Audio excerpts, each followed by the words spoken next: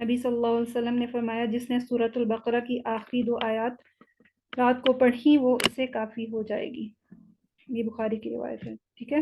اور کافی ہونا سے کیا مراد ہے کہ قیام اللیل کا بدل ہو جائے گی. ٹھیک ہے. قرآن مجید کی جو تلاوت ہے اس کا بدل ہو جائے گی، رات کی تلاوت کا بدل ہو جائے گی. پھر اس کے علاوہ عام جو قرآن کی قرات ہے اس کا بدل ہو جائے گی. پہلے تھا کہ قیام اللیل میں جو قرآن پڑھا جاتا ہے اس کا بدل ہو جائے گی. یہ 2 آیتیں. اس کے علاوہ ابن حجر فرماتے ہیں کہ ہر برائی کے اگینسٹ جو ہے یہ آیات جو ہیں کافی ہو جائیں گی. پھر فرماتے ہیں کہ شیطان کے شر سے یہ 2 آیات جو ہیں کفایت کریں گی. پھر ہر جن و انس کی شر سے کفایت کریں گی. اور پھر جو ہے مصیبت اور آفات سے یہ کافی ہو جائیں گی.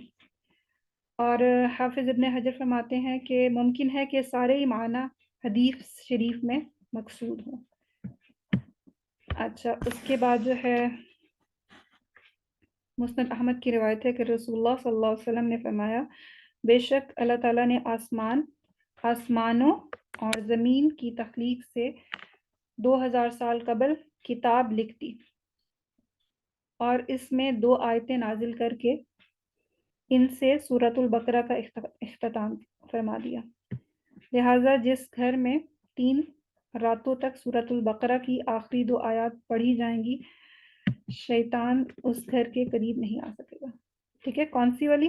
آمن الرسول بما انزل الیک، یہ والی 2 آیات. اچھا، اب مجھے یہ بتائیں کہ آپ میں سے کس کس کو یہ 2 آیات جو ہیں یہ زبانی یاد ہیں سورۃ البقرہ کی؟ میم میں پڑھوں؟ میں پوچھ رہی ہوں کہ آپ لوگوں کو میں سے کس کو یاد ہے؟ مجھے یاد ہے. اوکے، آپ کو یاد ہے. آمنہ آپ کو آتی ہیں؟ جی میم. آپ کو بھی حفظ ہے. محمود صاحب؟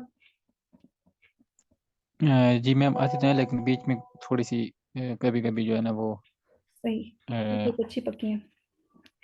جی جی شفق؟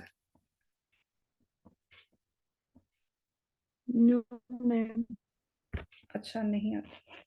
عبد الرحمن صاحب؟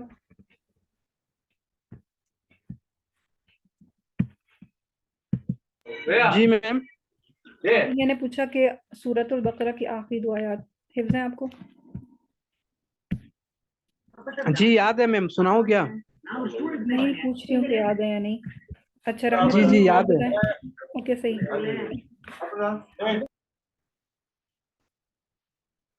جی رحمت النساء بتائیں. وہ پورا نہیں آتا. دوبارہ بتائیں، آپ کی آواز نہیں ہے. تھوڑا تھوڑا. اوکے، صحیح.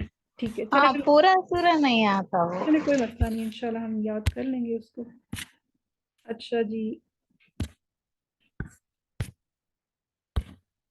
ابھی ہم ایسا کرتے ہیں، آگے دعائیں دیکھ لیتے ہیں. اس کو نا آگے یاد کر لیں گے. اس کی میں ریکارڈنگ چلا دوں گی ایک آیت کی صرف، تو ہم 1 بائی 1 آیات کو یاد کر لیں گے جن کو نہیں آتا. اچھا جی، اس کے بعد جو ہے سورۃ الاخلاص اور معوذتین.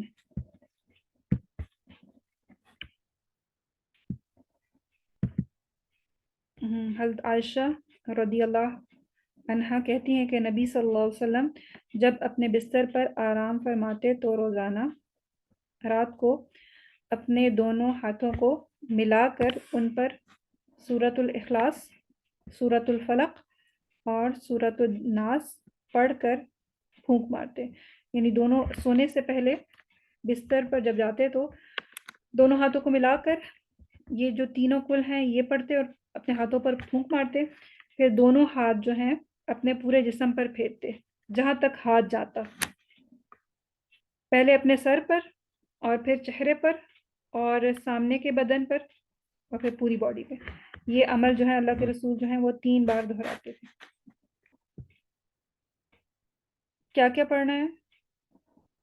سورۃ الاخلاص، سورۃ الفلق اور سورۃ الناس، اور دونوں ہاتھوں پر پھونک مارنا ہے اور اس کے بعد پوری باڈی پہ پھیر لینا ہے دونوں ہاتھوں کو.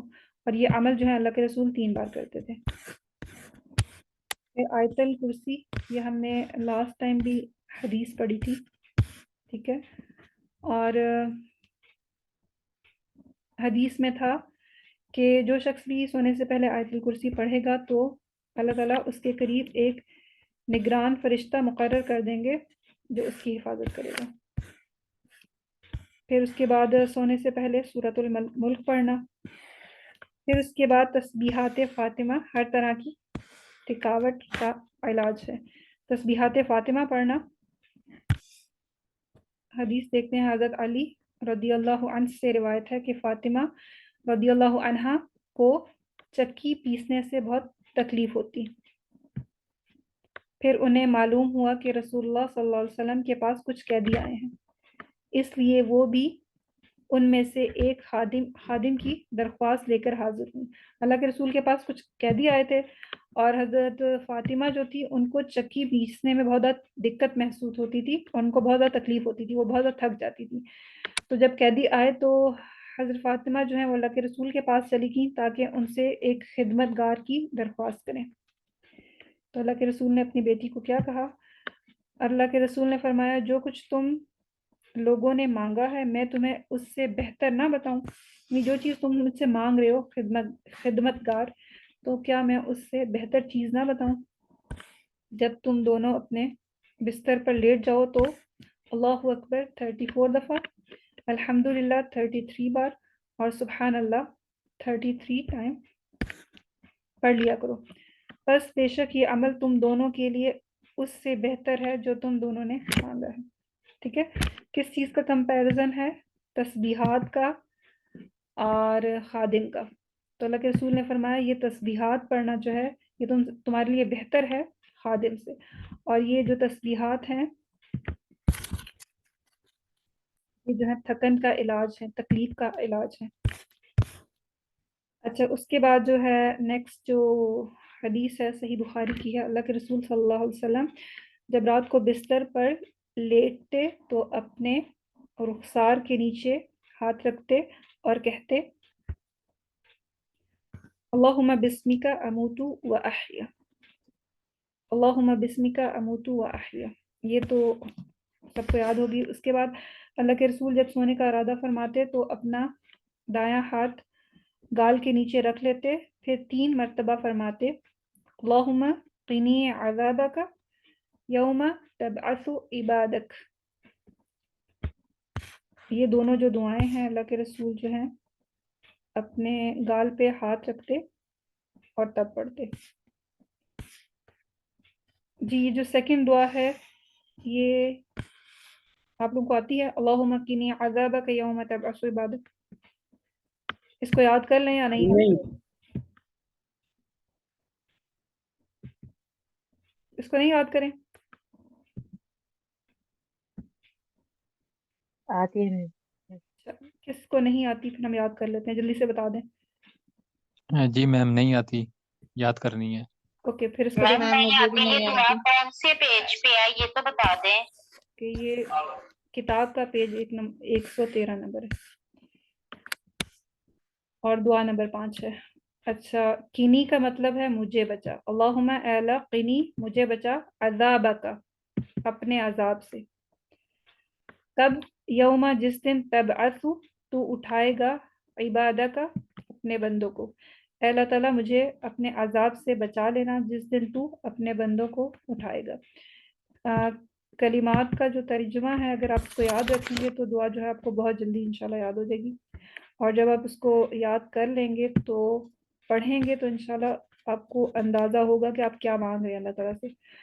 اللہم اے اللہ قنی مطلب بچا, مجھے بچا, عذابہ کا اپنے عذاب سے. اللہ تعالیٰ مجھے اپنے عذاب سے بچا. یوم جس دن, تبعث تو اٹھائے گا, عبادہ کا اپنے بندوں کو. اللہم قنی عذابک یوم تبعث عبادک. اللہم قنی عذابک یوم تبعث عبادک. اللہم قنی عذابک یوم تبعث عبادک. اللہم قنی عذابک یوم تبعث عبادک. اللہم قني عذابك يوم تبعث عبادك اللهم قني عذابك يوم تبعث عبادك اللهم قني عذابك يوم تبعث عبادك اللهم قني عذابك يوم تبعث عبادك اللهم قني عذابك يوم تبعث عبادك. چلے جی اگر اب یاد ہوئی ہے تو سنائیں.